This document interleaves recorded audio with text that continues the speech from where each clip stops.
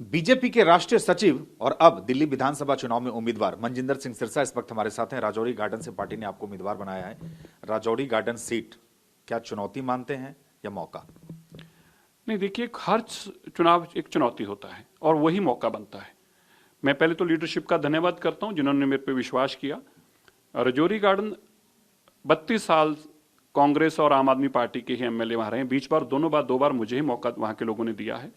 और जब मुझे मौका दिया तो दूसरी बार जब मैं एमएलए बना तो सबकी जमानत जब्त करा के एमएलए बना, क्योंकि लोगों ने देखा कि 1 साल के अंदर इसने अगर ऐसा काम किया तो इसी को मौका दोबारा देना। ठीक है, मेरा टर्म छोटी थी दूसरी बार भी। दिल्ली को बर्बाद कर दिया अरविंद केजरीवाल ने। अब दिल्ली को आबाद करना जरूरी है। दिल्ली के अंदर आज गंदगी का ढेर दिल्ली बन गई है, कूड़े का ढेर बनकर रह गई है। दिल्ली के अंदर गंदा पानी है, सीवरेज का पानी पीने को मिल रहा है। दिल्ली के अंदर लाखों रुपए बिजली का बिल आ रहा है, लाखों रुपए पानी का बिल आ रहा है। अब अपने बिल की बात कही तो अभी अरविंद केजरीवाल ने आज ही कहा है कि जो बिल में गड़बड़ी है, चाहे पानी का हो, बिल मत भरो, अगली सरकार आएगी तो वो भी माफ कर देंगे। तो यही तो ड्रामा है ना। तो आज किसकी सरकार है? आज भी तो आम आदमी पार्टी की सरकार है। तो करिए माफ। कब करना है माफ? इसका मतलब आप ड्रामा और फ्रॉड इस इंतहा तक ले गए हैं कि खुद ही बिल बेचते हैं फिर कहते हैं मैं माफ कर दूंगा। तो क्यों नहीं है? अगर आपकी आज सरकार है, अरे करिए ना माफ। दिल्ली के लोग यही तो पूछ रहे हैं, क्यों डाले वोट तेरे को अरविंद केजरीवाल?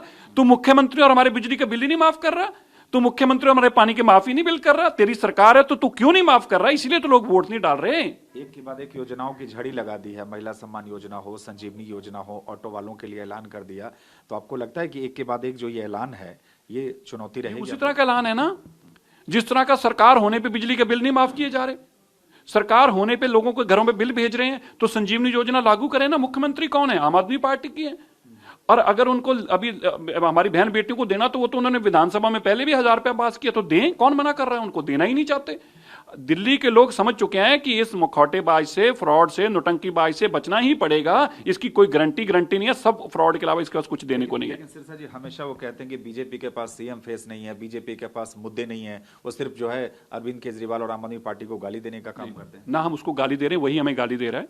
अब मैं तीनों सवालों का आपका जवाब देता हूं। पहली बात, उन्होंने कहा हमारे पास फेस नहीं है। हमारे पास 70 कैंडिडेट हैं जो 70 के 70 फेस के बराबर है।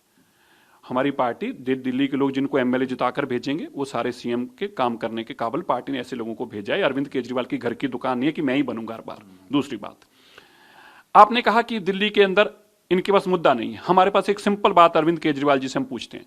अरविंद केजरीवाल जी, 2013 में आप मुख्यमंत्री बने थे।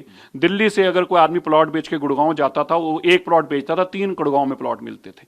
आज एक बेच के जाता, गुड़गांव में एक भी नहीं मिलता। क्या कारण है कि 13 साल में भाजपा की सरकार वहां थी, वो तो इतनी तरक्की कर गया 12 साल में, और दिल्ली के अंदर आपकी सरकार थी, आप इतना कूड़ा कर दिया कि दिल्ली में आज प्रॉपर्टी का भाव आधा रह गया और गुड़गांव 4 गुना बढ़ गया। इसका जवाब अरविंद केजरीवाल जी दे सकते हैं तो दें। तो ये इतने लंबे समय से दिल्ली में भारतीय जनता पार्टी सत्ता का वनवास झेल रही है। क्या आपको लगता है इस बार कल प्रधानमंत्री ने एक यूनिक स्टाइल में हमला किया आम आदमी पार्टी सरकार को, आपदा सरकार का? अब से थोड़ी देर पहले गृह मंत्री ने साफ कहा कि अभी हमने आधा हिसाब दिया है, हम पूरा हिसाब देंगे और केजरीवाल जी आपको भी हिसाब देना होगा।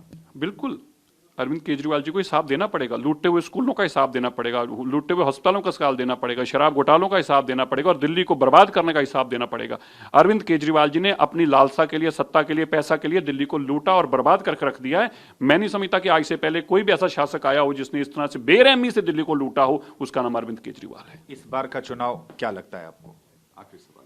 नहीं, इस बार का चुनाव बदलाव का चुनाव है। इस बार का चुनाव मोदी जी की सरकार को लाने का चुनाव है। इस बार का चुनाव डबल इंजन की सरकार बनाने का चुनाव है। इस बार का चुनाव इसलिए चुनाव है कि हम भी तरक्की करना चाहते हैं। हम भी गुड़गांव की तरह, हमारी भी दिल्ली आगे बढ़े। हम भी चाहते हैं कि दिल्ली सुंदर बने और ये गंदगी के ढेर दिल्ली से जाएं, सड़कें नहीं बन जाएं, स्कूल नहीं बन जाएं, साफ पीने का पानी आए और बिजली के बिल ना आए। इसके लिए इस बार का चुनाव होने जा रहा है। बहुत धन्यवाद। ये थे मनजिंदर सिंह सिरसा और राजौरी गार्डन से पार्टी ने इन्हें उम्मीदवार बनाया। उनका साफ तौर से कहना है कि इस बार दिल्ली विधानसभा का चुनाव बदलाव का चुनाव है।